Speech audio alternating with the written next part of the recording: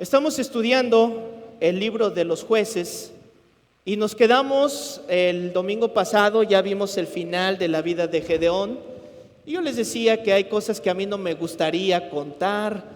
¿Por qué? Porque tenemos la tendencia a solo presentar lo bonito, a solo presentar las historias de éxito, y lo que no nos gusta de nuestra vida o de nuestros héroes, pues lo minimizamos o lo quitamos.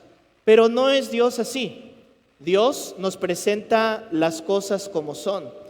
Y nos presentó el gran fracaso que tuvo Gedeón al final de sus días, que fue recibir un poquito de gloria, de recibir un poquito de alabanza, ¿verdad? Sí, yo. ¿Y qué trajo esto? La ruina, que mandara hacer este efod, algo, vamos a llamarle entre comillas, cristiano, algo evangélico, algo bonito, lo cual toda la gente se fue en pos de eso y terminaron adorándolo. ¿Qué provocó la ruina de la nación?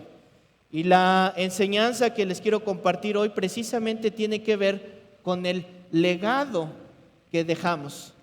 En el caso de Gedeón, luchó mucho. ¿Quién más en la historia puede decir que con 300 personas se enfrentó a un ejército de 135,000? ¿Quién más puede decir que tuvo el coraje para ir con estos valientes y presentarse en aquel lugar en fe en el Señor y simplemente tocar la trompeta, romper los cántaros y que Dios les haya dado la victoria? ¿Quién puede decir eso? Sin embargo, se descuidó, y ese descuido provocó que sus hijos, uno de ellos llamado Abimelec, se levantara a darle un golpe de estado. Una vez muerto, se levantó él, que fue el resultado de una relación de adulterio con una de sus concubinas. El hijo que tuvo con esa concubina se levantó y fue y mató a todos sus hermanos israelitas, y se levantó él como el siguiente gobernante. No es contado entre los jueces porque fue un golpe de estado. No fue contado. Y la manera en la que terminó este personaje engreído, por ponerle una característica, vamos a decirle macho, de esos así, fue que cuando llegó a perseguir a las ciudades que estaba sitiando, tratar de conquistar, llega esta que se llama Siquem, por un pequeño grupo de personas que habían alcanzado a huir de la persecución que estaba haciendo. Una ciudad pequeñita, en la cual pudo haber ignorado y no hacer nada, pero él quería demostrar este poderío. Se acerca hasta este lugar, se pone cerca de la torre, y estando en la torre, una mujer avienta una rueda de piedra desde arriba y le cae y lo aplasta por la cabeza. Trágico final. Y cuando está a punto de morir por este severo golpe, lo único que piensa es en decirle a su escudero: mátame tú, para que no digan que fue una mujer la que me mató. Fíjense por lo que estaba preocupado. Estaba más preocupado porque iban a decir que este gran hombre rudo fue vencido por una mujer. ¿Se acuerdan de la historia de Sansón, de David y de Goliat? ¿Cómo venció David a Goliat? Con una piedra que lanzó y le dio directo en la cabeza. ¿Y cómo venció esta mujer a Abimelec? Con una piedra. Para aquellos que piensan que la Biblia es misógina, que la Biblia no habla de la mujer, que la Biblia humilla a la mujer, por favor léanla un poquito y dense cuenta de los cuidados que tiene Dios, tanto para hombres como para mujeres. Y fue Dios quien le dio la dirección a esa piedra para que destruyera a un hombre que estaba azorando, que estaba lastimando a todo el pueblo. Gloria a Dios por esa mujer. ¿Y cómo creen que fue recordado Abimelec? ¿Por el hombre malvado que hizo guerra y destruyó ejércitos? Les voy a decir cómo lo recordó el rey Joás en el segundo libro de Samuel, capítulo 11, verso 21. Fíjense lo que se escribió en los libros de los reyes, lo que se escribió para que quedara para la historia. Dice así: ¿quién hirió a Abimelec, hijo de Jerobbaal? Recuerden que el otro nombre de Gedeón, ¿cuál es? Jerobbaal, el destructor de Baales. ¿Quién hirió a Abimelec? ¿No echó una mujer del muro un pedazo de una rueda de molino y murió en Tebes? ¿Por qué os acercasteis tanto al muro? Entonces tú le dirás: también tu siervo Urías Heteo es muerto. ¿Cómo recordaron a este hombre que tuvo una vida abominable? Como el que fue muerto por una mujer. Dice Job: lo que temí, eso me sobrevino, ¿verdad? Hay una frase en latín que dice: qualis vita, finis ita. Y es una máxima que quiere decir tal como fue su vida, tal fue su muerte. ¿Cómo vivió este hombre? Vergonzoso. ¿Cómo murió?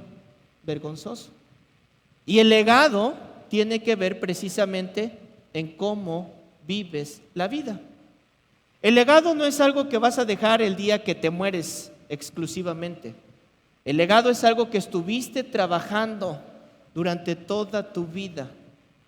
Qué irónico, yo estaba pensando ayer, por un lado estoy compungido en mi corazón por la muerte de una persona que amo mucho, y en el mismo tiempo estaba ministrando la bendición de un matrimonio que también quiero mucho. Un gozo por un lado y una suma tristeza por otro lado. Y es que así es la vida. Esa es la vida. Es como la sombra que pasa, como la neblina que aparece y después de un tiempo se desaparece. Rápido. La pregunta que debemos estar pensando nosotros es: ¿qué estamos haciendo desde ahora?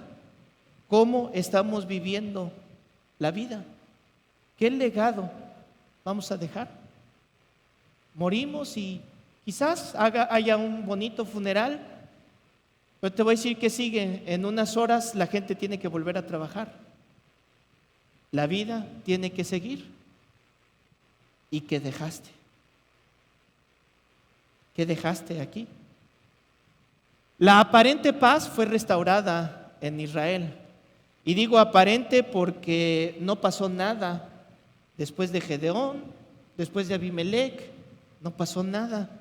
Y esta palabra de que no pasa nada, no creas que es bueno.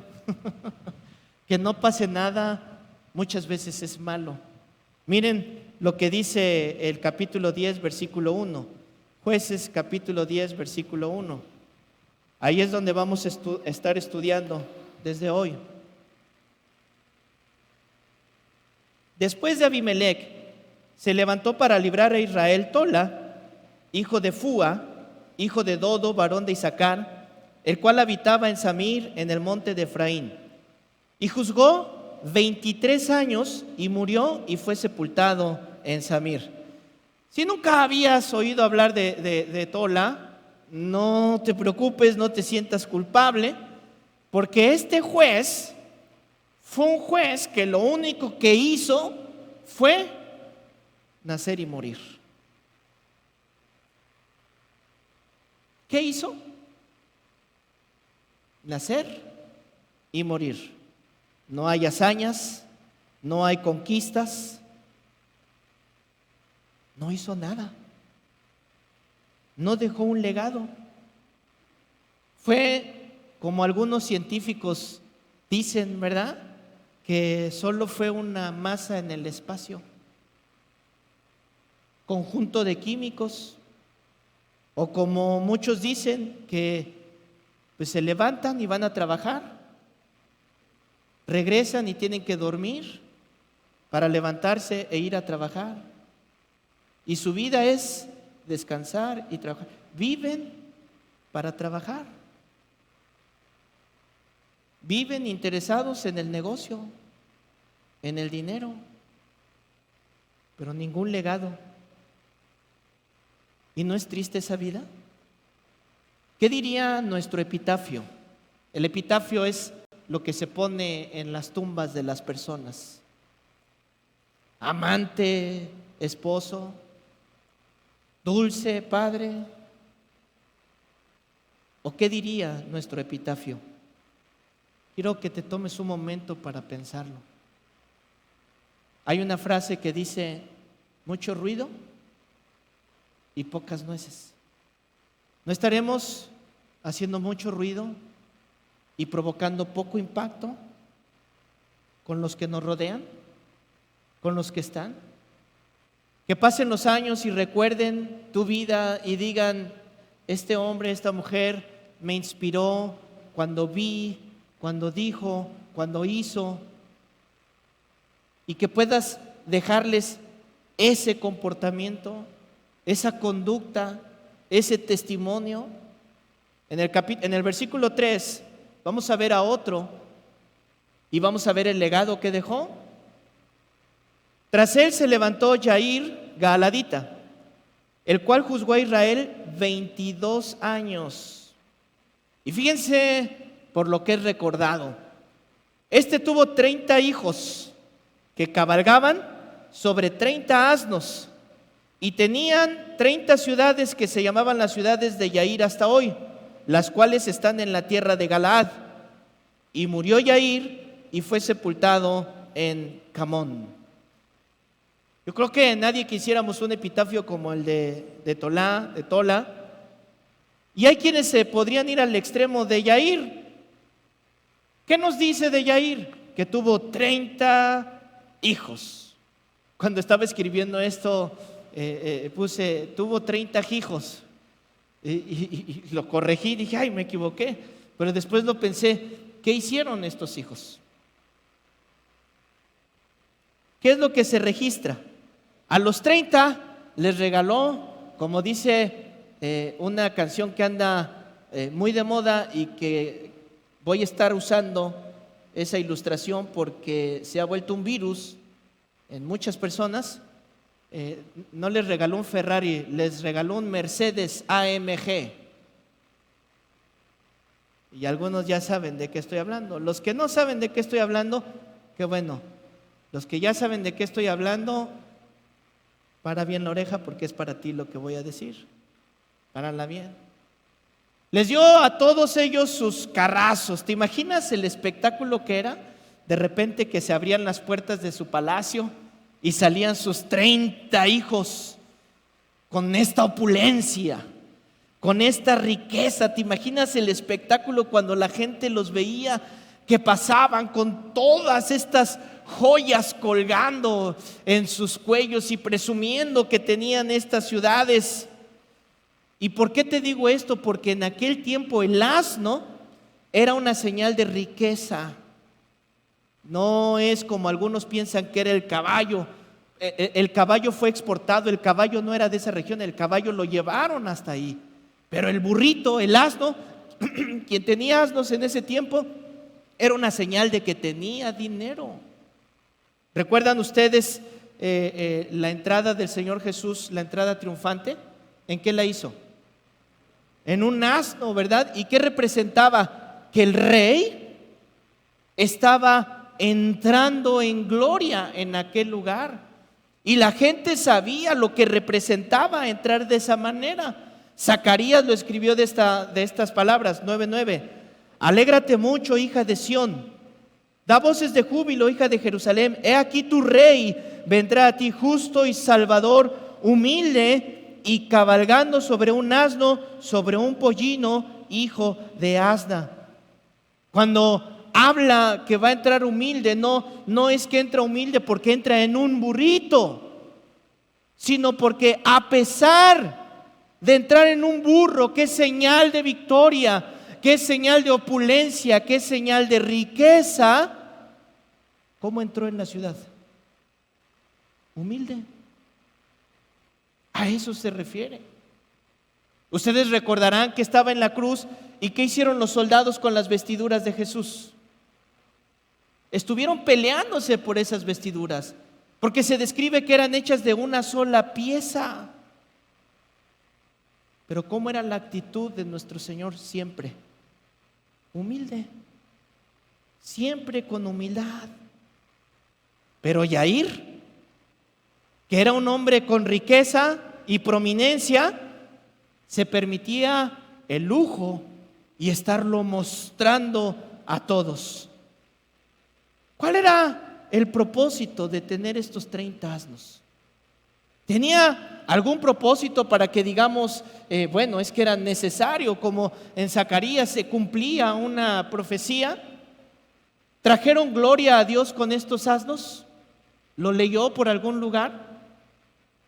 ¿Hicieron que Yair se convirtiera en un mejor juez, el tener toda esta riqueza?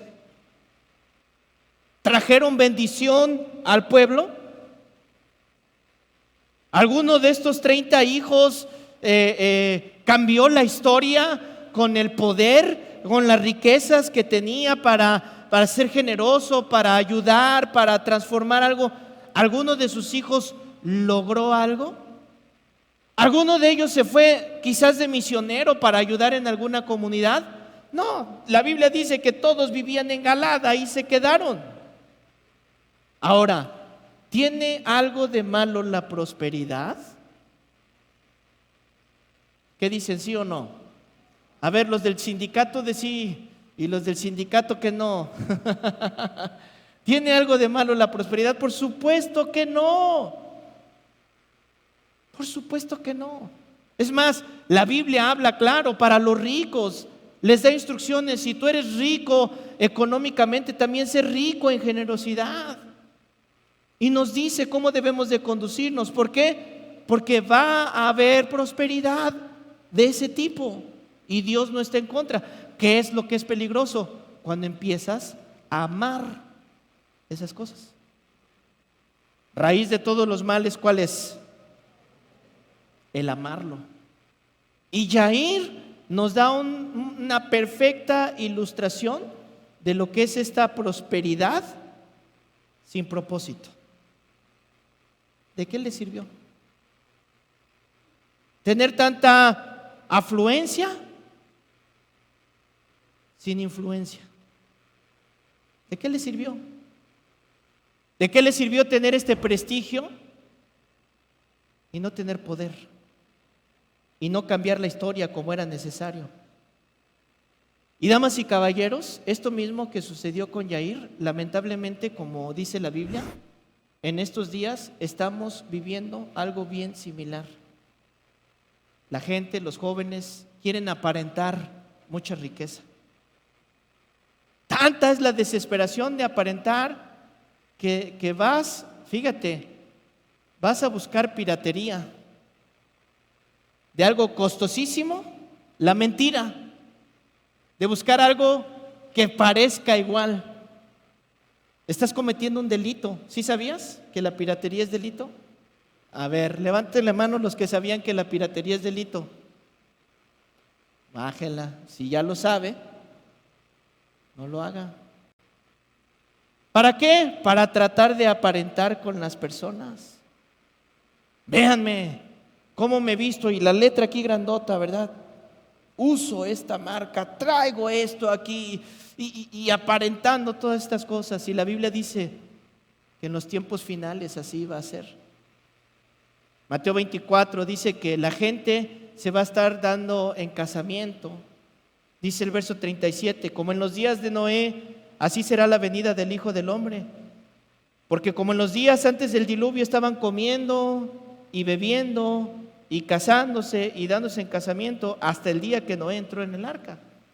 Y usted puede pensar, es que no tiene nada de malo casarse, no tiene nada de malo comer, no tiene nada de malo beber. El asunto aquí es que la gente estaba tan metida en su vida, en sus deseos, que se olvidaron de que el Señor venía. Se olvidaron de la señal de alerta.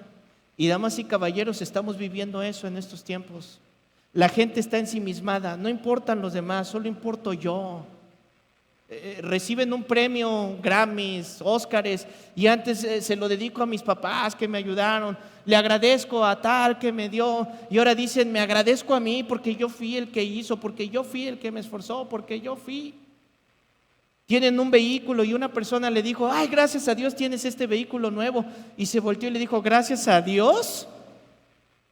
¿Qué Dios trabajó para que yo lo tuviera? No, fue gracias a mi esfuerzo, gracias a mi trabajo, gracias a mis conocimientos.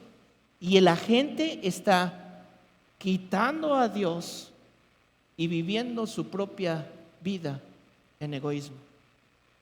Y peor, una vida en apariencia. Se olvidaron de la eternidad que les esperaba con el Señor. Y yo les pregunto a los que estamos aquí, ¿y tú? ¿Estás viendo tanto eso? Unos jovencitos que tienen riqueza sin propósito. No tienen propósito. Solamente tienen tanto que no saben qué hacer. Lo dicen abiertamente, yo me drogo y estoy disfrutando y después voy a estas marcas y me compro y tengo. Y los simples los están observando todo el día. ¿Y qué quieren hacer? Lo mismo que están haciendo ellos. ¿Y dónde está el pueblo de Dios que se levanta y les dice, ¡hey! Despierta. Bueno, no le dé un zape, ¿verdad? Nada más dígale, ¿cómo Luz? ¿Cómo le hacemos? Pues ponte shush, ¿verdad? A ver, volteé con el de al lado y dile, ponte abusado porque el diablo anda suelto. ¿Ya le dijiste? ¿Y qué te dijo? ¿Sí o no? ¿Cuál es el objetivo de tu vida? Pregúntate, contéstate. ¿Cuál es el objetivo de tu vida? ¿Cuál es el rumbo que estás llevando en este momento? O mejor te preguntaría, ¿tienes algún objetivo? ¿Tienes alguna causa por la cual vivir? ¿Y esa causa que tienes es trascendental o es una causa igual de terrenal que muchos deseos? Los tiempos de Yair se caracterizaron por esto precisamente. Era el hombre sobresaliente en la comunidad. Quizás cuando andaba en la calle la gente lo veía, los agentes de tránsito ni lo paraban, le hacían reverencia. Pero cuando leemos el versículo 5 no habla de ningún monumento para él. Es más, fue sepultado, dice, en un sitio no conocido, no hizo ningún acto notable, no es digno de ninguna mención honorífica, no hay ninguna victoria, no hay ninguna batalla. Lo único que se dice es que tenía muchos burros.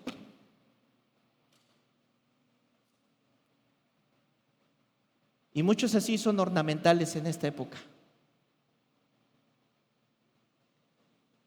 Pero ¿qué estás haciendo con tu vida? Obviamente, ¿qué iba a pasar? Se alejaron de Dios y empezaron a tener las consecuencias de vivir separados de Dios. Y esta es una advertencia para todos nosotros. Tú te olvidas de Dios, tú te apartas de Dios y empieza a venir una escalada. Cosas que ya habías vencido, cosas que ya el Señor te había restaurado y te había levantado. Dice la Biblia que vienen 7 veces peor. Y ve lo que pasó en el versículo 6. Pero los hijos de Israel volvieron a hacer lo malo ante los ojos de Jehová y sirvieron a Baales y a Astarot y a los dioses de Siria, a los dioses de Sidón, a los dioses de Moab, a los dioses de los hijos de Amón y a los dioses de los filisteos, y dejaron a Jehová. ¿Y qué?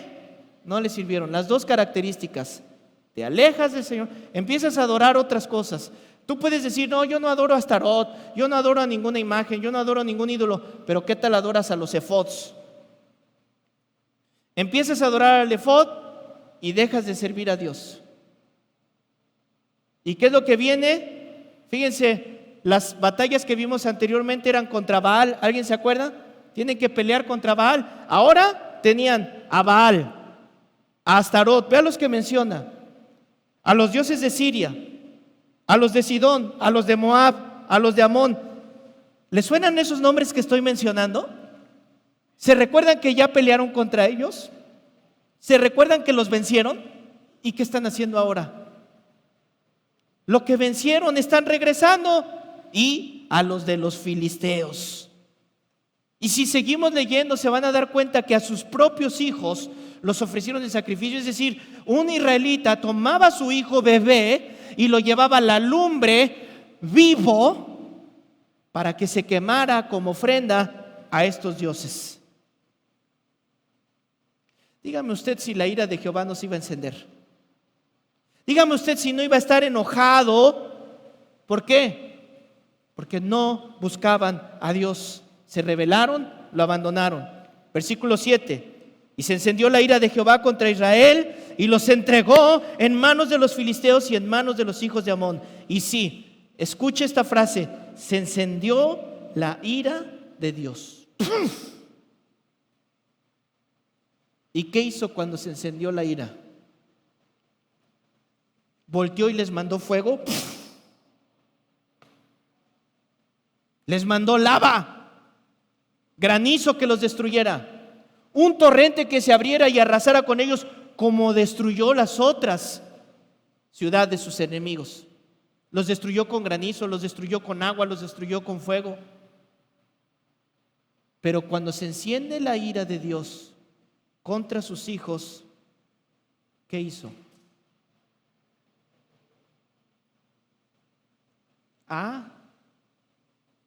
¿Quieres hacer eso? Sí. Me voy de tu vida. Haz lo que quieras. Y eso es lo peor que nos puede pasar. Que Dios te diga: ¿tú no quieres nada conmigo? Pues yo no quiero nada contigo.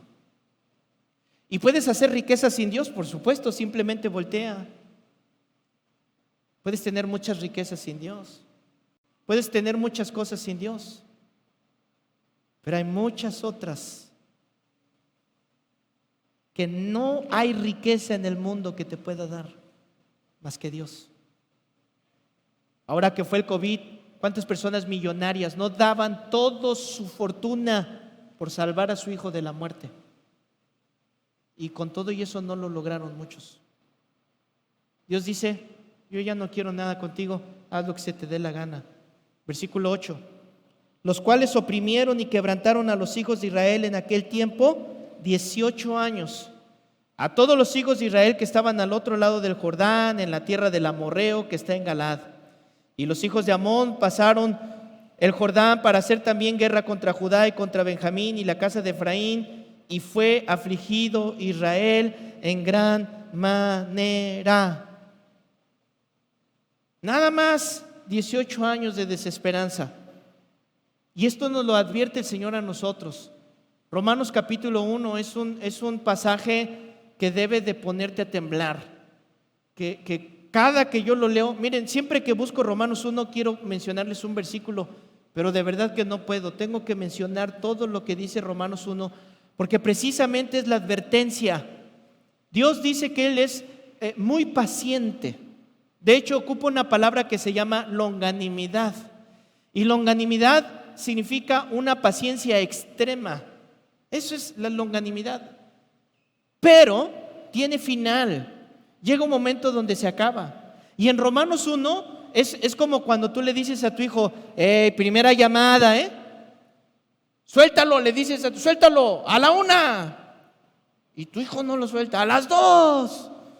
Y no, a las 2:30, ¿verdad? A las 2:75. ¿Por qué no le cuentas 3 y le das? ¿Por qué? Por misericordia. Pero si no lo suelta, ¿qué va a pasar cuando llegues a las 2.999999? Hijo, esto me duele más a mí que a ti. ¿No se los dijeron? Y vámonos, recio. Bueno, Romanos capítulo 1 es exactamente eso. Es el a la 1, a las 2. Así empieza. Y vean lo que dice el verso 18. Porque la ira de Dios, aquí está, la ira de Dios se revela desde el cielo contra toda impiedad e injusticia de los hombres que detienen con injusticia la verdad. Verso 21, sáltate al 21. Pues habiendo conocido a Dios, ¿cuántos conocen a Dios? Vean lo que hicieron. No le glorificaron como a Dios, lo que hizo Israel, ni le dieron gracias. Por si yo con el sudor de mi frente lo hice. Sino que se envanecieron en sus razonamientos Y aquí empieza a ponerse fea la cosa, porque esto es lo que estamos viendo allá afuera. Empiezan a razonar las cosas, pero de una manera equivocada, una manera ensoberbecida y ensombrecida, sin razón. A ver, Dios, ¿y por qué? ¿Y cómo?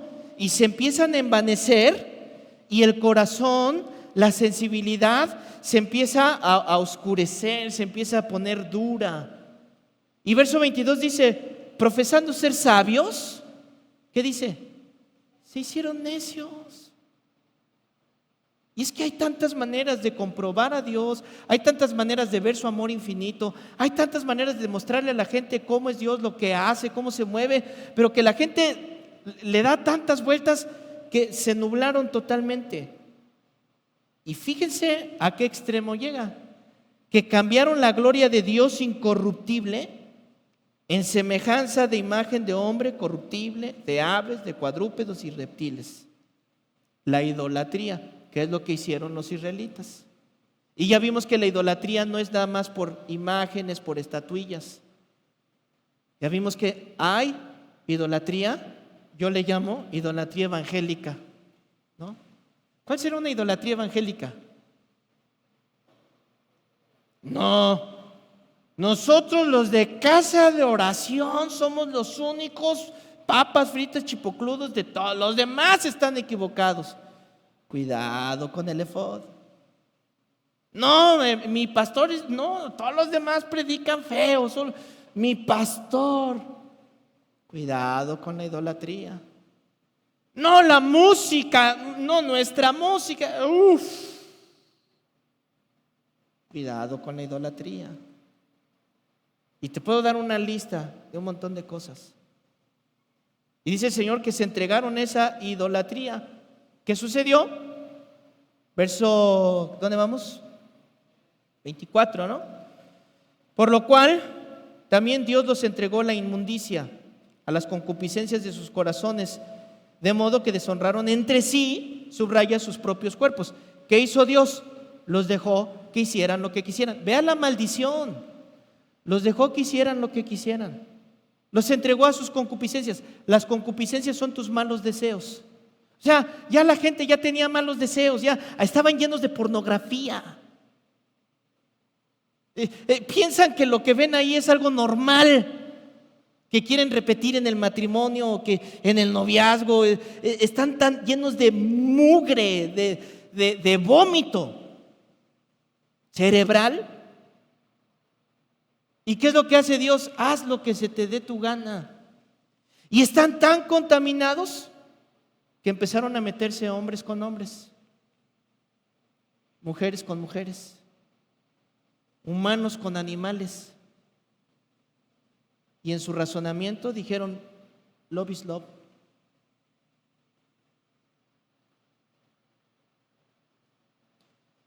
Pero nadie te menciona las consecuencias.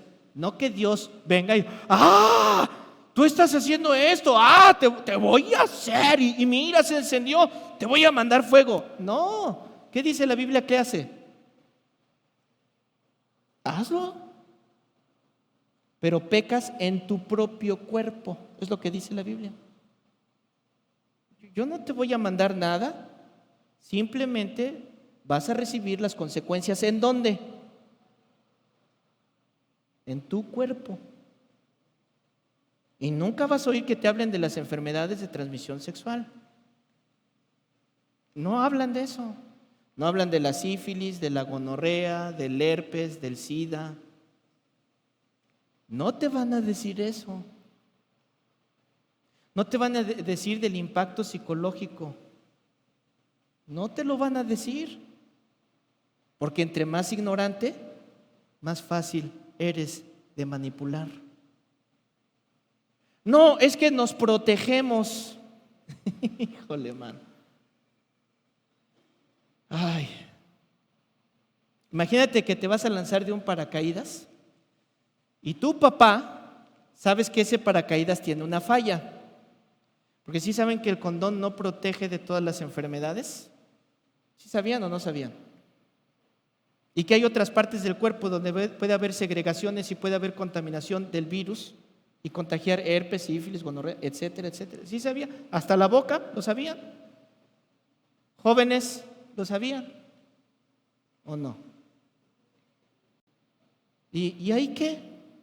No, pues me arriesgo. Si yo sé que está fallando el paracaídas y mi hija se va a lanzar del paracaídas, yo no le digo a mi hija, oye hija, mira, está fallando ese paracaídas y cuando te lances puede que no abra, puede que sí abra. Cuidado, hijita, aquí te espero abajo.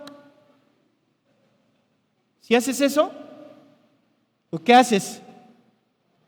No lo voy a permitir, tu vida está de por medio. ¿Cómo crees? Ay, déjame hacer lo que yo quiera. Mientras sea tu papá, mientras sea tu pastor, te voy a molestar. Punto. Lo tengo que hacer. Híjole, hermano.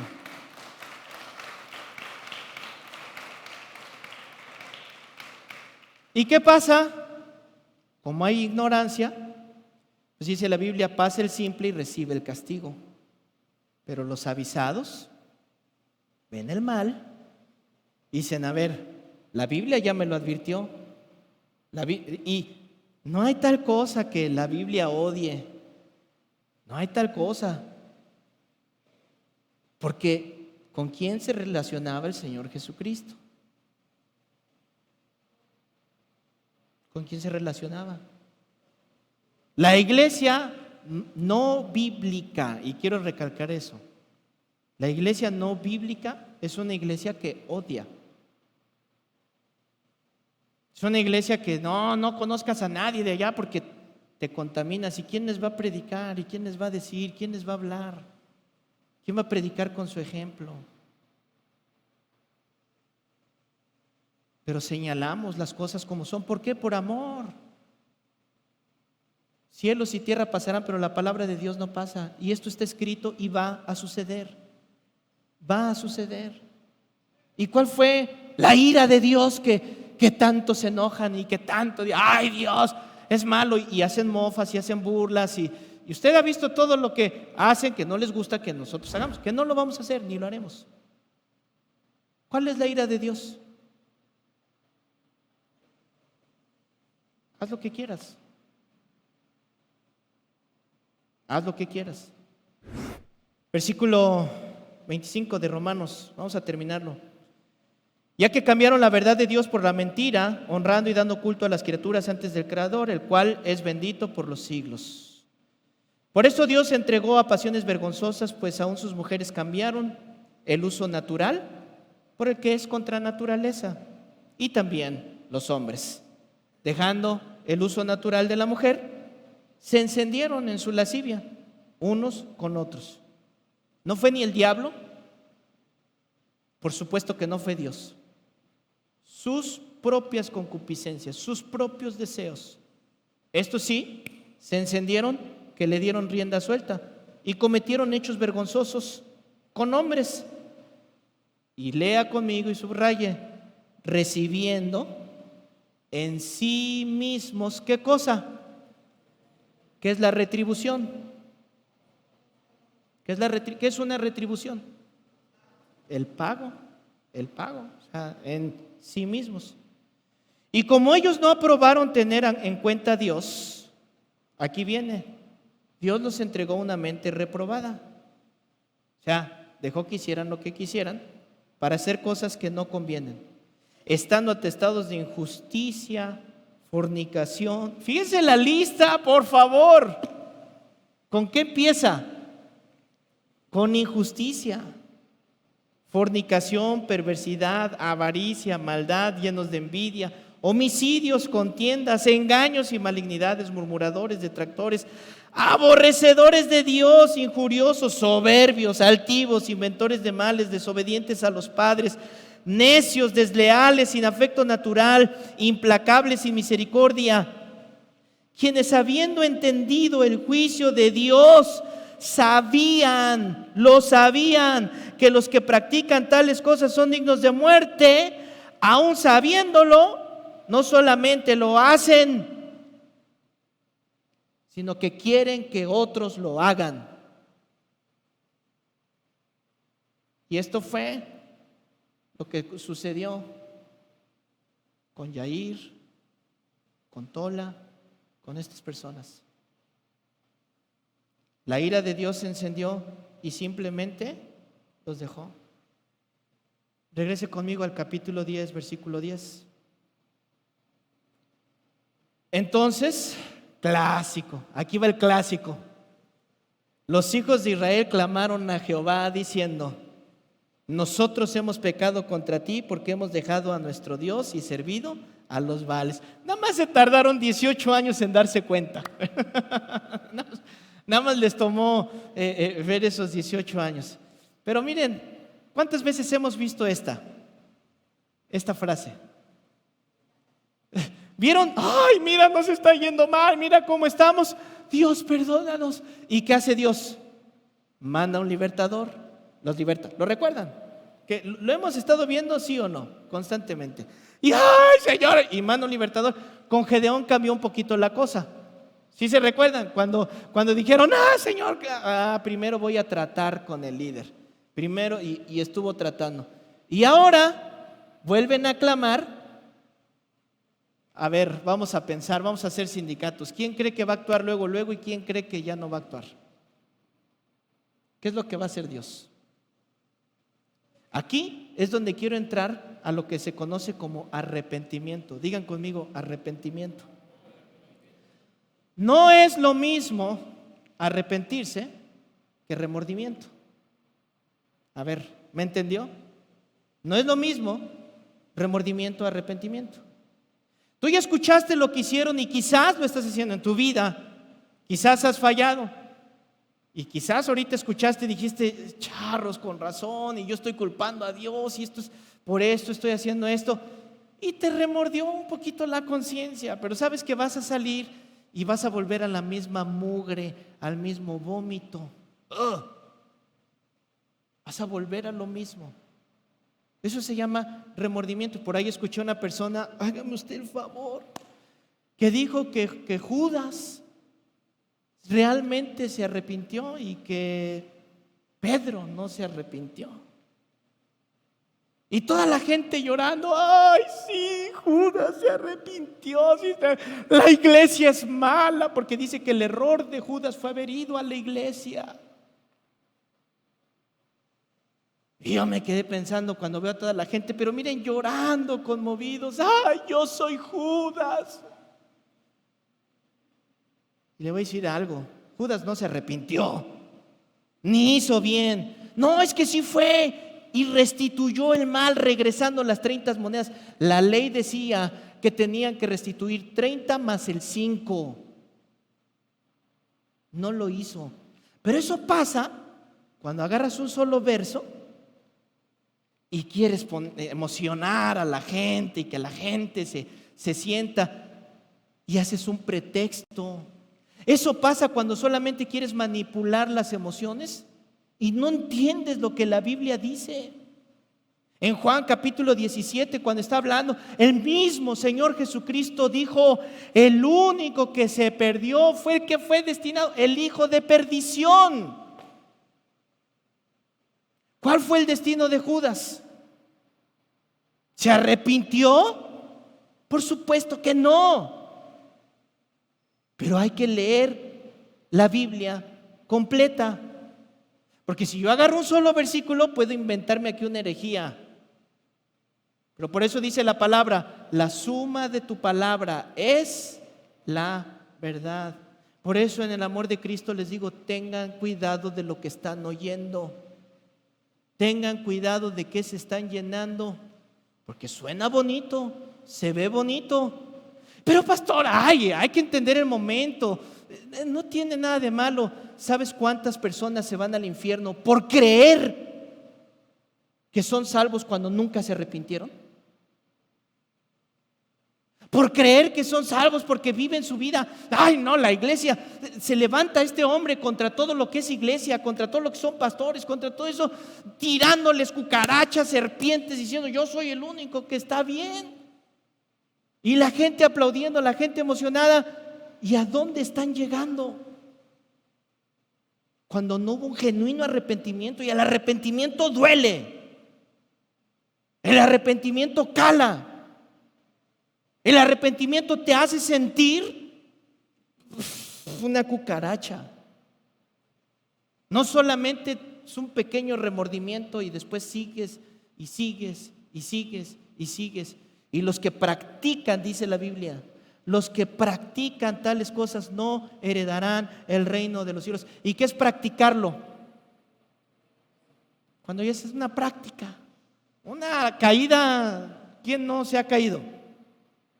Levante la mano quien nunca ha caído en algún error, en algún pecado. Levántela. ¿Caemos o no caemos? ¡Ay! ¿Y duele la caída o no duele la caída? Pero te levantas y dices, no tengo que seguir haciendo. Voy a frenar porque está de por medio la condenación o la vida eterna. Para Judas se ocupa la palabra metamelonai, que significa un dolor, un remordimiento. Cuando en el español se traduce se arrepintió, en realidad está diciendo metamelonai. Cuando se refiere a Pedro, y pongo a Pedro porque fue el mismo caso, en el mismo tiempo, cuando habla de Pedro que se arrepintió, es la palabra metanoia. No es lo mismo. No es lo mismo metamelonai que metanoia. Metanoia no significa un remordimiento. Metanoia significa un alto y cambio de dirección. Eso es arrepentirse. Paro y cambio el rumbo de mi vida. Ahora, si tú te vas a arrepentir, asegúrate que sea un arrepentimiento. Asegúrate que no sea solamente un remordimiento. Y mira la respuesta que les dio Dios en el versículo 11. Y Jehová respondió a los hijos de Israel: ¿no fueron oprimidos de Egipto, de los amorreos, de los amonitas, de los filisteos, de los de Sidón, de los de Amalec, de los de Maón? Y clamando a mí, ¿no los libré? ¿No ya te libré de tus males? Pero ustedes me dejaron. Yo te libré de la peste, de la muerte, de la enfermedad, pero tú te alejaste y tú serviste a dioses ajenos. Por lo tanto, vean la respuesta que les da. ¿Qué les dijo? Ya no, se acabó. Voy a ponerle yo mi versión paráfrasis, ¿verdad? No vayan a después juzgarme de hereje. Ráscate con tus propias uñas. Y ve, verso 14, ve a los dioses que elegiste, a ver si ellos te libran en el tiempo de aflicción. Hijo, mano. ¿Cómo ve? ¿Cómo estamos viviendo nuestra vida? ¿Estamos dejando un legado? ¿Estamos sirviendo a Dios con lo que tenemos? ¿O simplemente estamos viviendo como dicta el mundo en estos días? Vive la vida, disfrútala. Al fin te vas a morir y no pasa nada. Cuando está de por medio tu destino eterno. ¿Dónde quieres estar? ¿Y cuál es la ira de Dios? Te abandona. Por eso dice Romanos 5, que Dios muestra su amor para con nosotros, que aun siendo como, aun siendo pecadores. Me voy a adelantar en la historia que estamos leyendo. Los libra. Los va a librar. ¿Sabes por qué? Porque les estuvo contando a la 1, a las 2. Pero su amor es tan grande que 7 veces cae el justo y las 7 el Señor lo levanta. Pero recuerda, llega un momento donde Él te va a decir, se acabó, no más. Y yo no quiero llegar a eso. Póngase de pie un momento, por favor. El versículo 16 de lo que estamos leyendo nos muestra que después del Señor darles esta lección, el pueblo de Israel tomó la decisión correcta. No un remordimiento.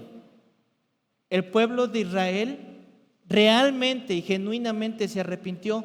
¿Por qué? Dice el versículo 15, los hijos de Israel respondieron a Jehová, hemos pecado. Y haz tú como bien te parezca. Ya no le dicen, haz esto y hazle así y ahora, ¿verdad? Ya no le dieron instrucciones. Quiero que esto, quiero que aquí, quiero que así, quiero que allá, porque tengo las llaves para desbloquearlo. Insensatos. ¿Qué es lo que hace uno? Señor, he pecado contra ti. Reconozco que sí. Haz lo que tú quieras. Si he de recibir el castigo, lo necesito, lo recibo. Si he de cruzar eso y es lo que tú quieres, esta es la muestra de mi arrepentimiento. Porque alguien que no está arrepentido va a empezar, no, yo pensé que me ibas a dar, así que chiste, así mejor no le entro. Pues sí, solo te remordió la conciencia. Pero cuando tú dices, haz lo que a ti te parezca, pero te ruego que me libres. ¿Y qué hicieron? Verso 16, quitaron los dioses ajenos. Y por fin, ¿qué pasó? Fueron librados. Ese es Dios, hermano. Ese es el Señor y su misericordia. Inclina tu rostro un momento y quiero que pienses, pero realmente pienses, ¿qué estoy haciendo con mi vida? ¿Solo existo? ¿Solo vivo para trabajar? ¿Estoy más preocupado por la apariencia, por lo que miren los demás?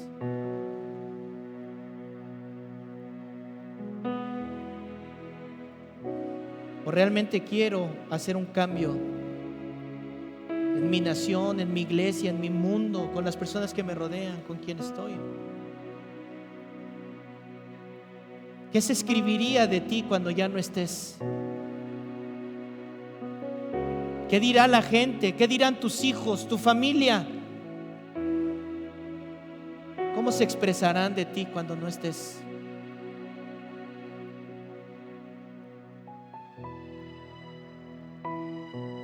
Padre, en el nombre de Jesús,